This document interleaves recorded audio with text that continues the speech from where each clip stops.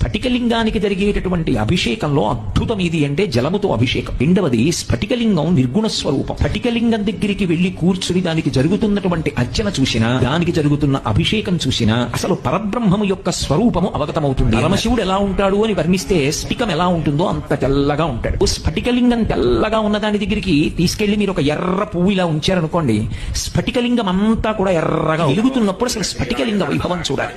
అప్పటికి సూర్యోదయం అవనప్పుడు ఆ స్ఫటికలింగం కాంతు ఈదుతుంది అంతరాలయం అంతా. మిగిలిన ఏ శివలింగం దగ్గర అలా చేయరు. ఒక్క స్ఫటికలింగాన్ని ఆరాధన చేస్తే అలా చెయ్యమని శాస్త్రం. అసలు ఈ సృష్టి ఆవిర్భావమునందు వెలిసినటువంటి లింగము ఏది ఉన్నదో అది స్ఫటికలింగము. స్ఫటికలింగం అంటే ఆయన తప్ప వేరొకటి లేదు. ఈ సృష్టి అంతా ఆయనే, ఆయన తప్ప వేరొకటి లేదు. కాబట్టి ఆయనకి స్థాణుహు అని ఒక పేరు. స్థాణుహు అంటే కదలలేనివాడు అని కాదు, కదలడానికి చోటు లేనివాడు. ఆయన ఈ బ్రహ్మాండం అంతా ఆవరించిపోయాడు. ఈ బ్రహ్మాండమే ఒక శివలింగ స్వరూపం.